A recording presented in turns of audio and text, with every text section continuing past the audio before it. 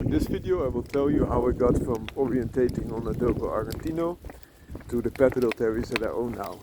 So I was looking for a dog that would suit my needs and was athletic and still being used for proper work. So not only a show animal but also a capable animal. And there are Dogo Argentino strains, they're hard to find lately, but they are there, which you can import or find a breed that already imported those lines, or even better still uses them for hunting purposes, for example pig hunting.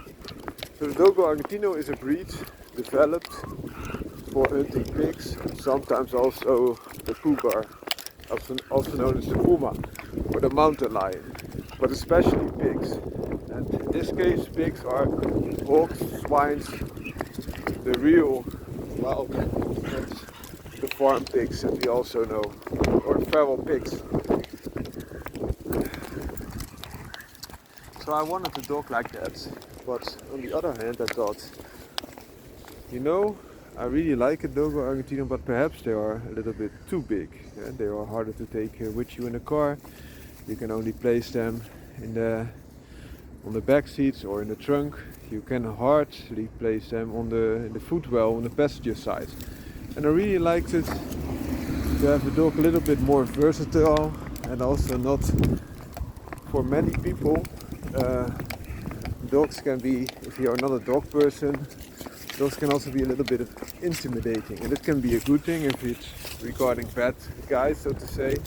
So then you have a prevention effect, but you don't want, or I didn't want, a dog that could also be perceived very dangerous by your friends. Of course, any dog can do a little bit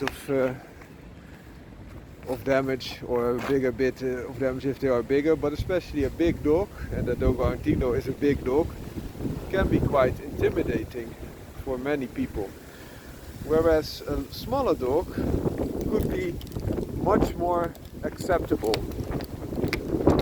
So then I looked at smaller dogs that are similar in build and also working characteristics, and then you have the American Pitbull Terrier, American Staffordshire Terrier, Staffordshire Bull Terrier.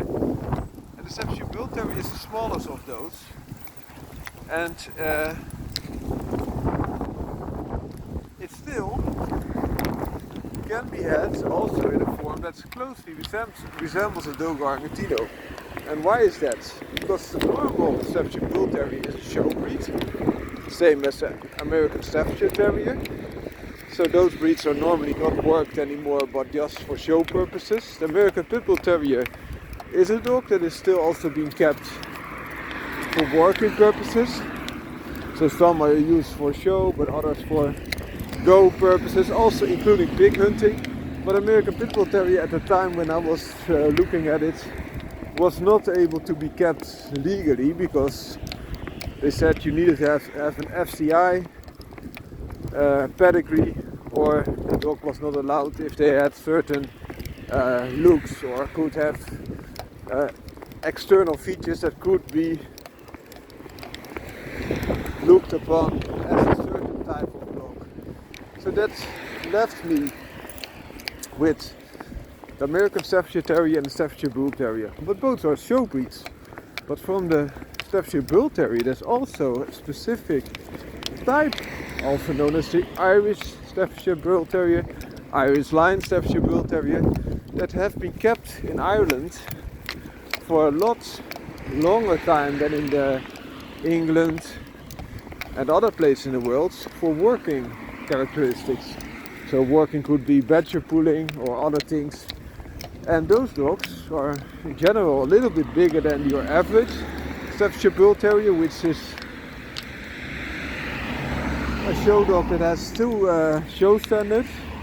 One of the show standards was more of a functional dog, and then they intervened and said, okay, we keep the same weight but we will reduce the maximum height. And the result of that is that you get a dog that's a lot more bulky, heavy and squatted down to the ground, which I did not like because it impedes functionality a lot. But the Irish Staffordshire Bull Terrier is more a dog like the Staffordshire Bull Terrier of the older standard. So the older standard also dictated a dog that was still more functional. And also these dogs have been worked for a lot longer time. And you could have them in an all white color, especially the Northford Haggler type of strains, which is one of the most known strains in Irish Staffordshire Bull Terrier, are predominantly white. So you could have a dog that looks like a Dogo Argentino puppy all its life. And so I did. I got my Irish Staffordshire Bull Terrier after careful consideration also what would be the best litter to get, and I got an Irish Staffordshire Bull Terrier of a specific, very thought of combination, very tied into the line that I was looking into, and with a little bit, like 25% hybrid figure of Dublin Red and O'Flynn blood, but externally, genotypically, but especially phenotypically, precisely a dog of the Haggler Northford line, which in my opinion is the best line to get if you wanted a dog like I wanted. And there were other lines that were also very interesting. For example, the Flanders Field Boys line, also very nice type of dog, a little bit lighter at that moment, so they appear to be a little bit smaller and also a little bit lighter in build. But also in this line you have different type of dogs, and also lines are evolving, so improving. But especially the line that I had with a lot of Jocko blood, and Jocko was one of the biggest Irish Staffordshire Bull Terriers of performance lines that I knew, was there, and was also documented to be a good dog also with family. So dog bred tightly on that specific dog I got, and it also had phenotypically standards that very closely resembled the Jocko dog.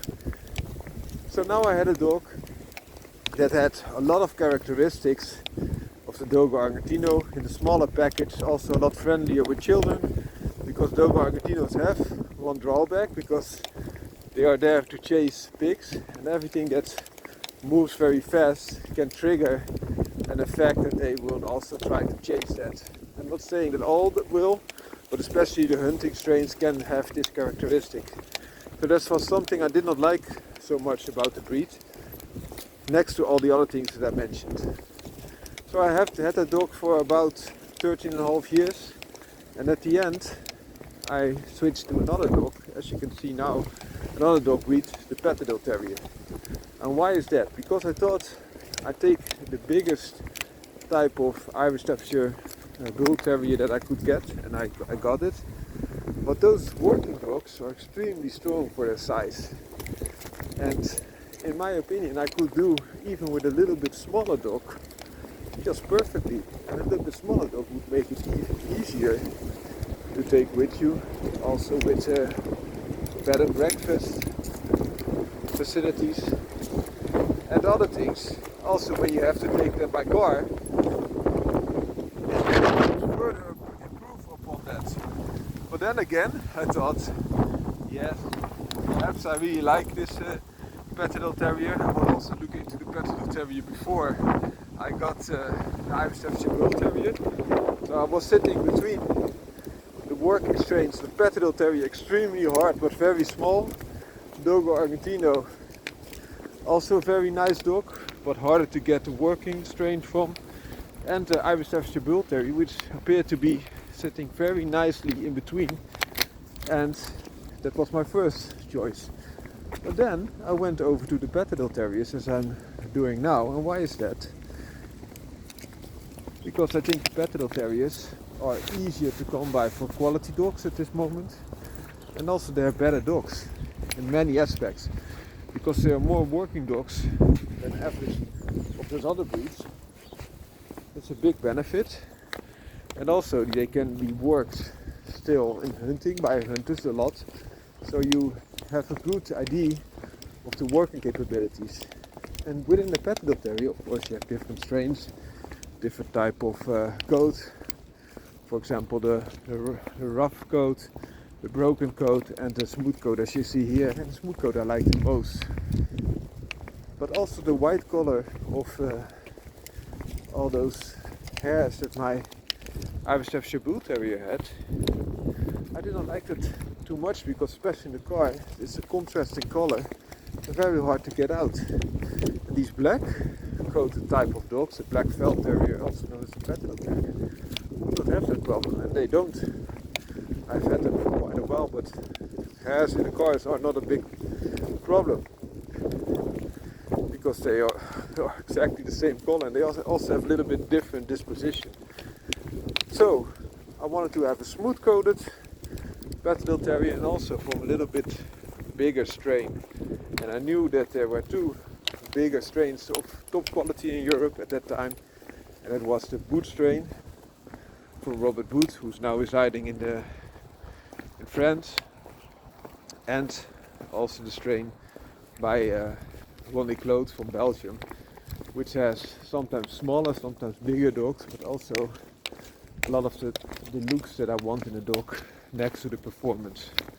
So I want especially a male dog to be really a male type of dog, and as you can see here next to the female, he's much more massive, and that's the type of dog that I like for a male. Female can be a lot more slender, as you can see, and also slender type of dog has its benefits, of course, because they can oftentimes be even faster and also go to smaller crevices.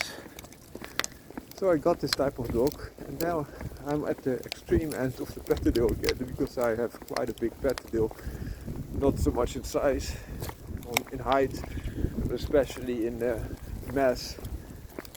And that was a safe bet, because if I thought perhaps the Patado Terrier is a little bit too small, and then if you go to the higher range, of course you will be much safer. But I can say now that even a smaller Patado Terrier would probably fit very nicely. Have a great day.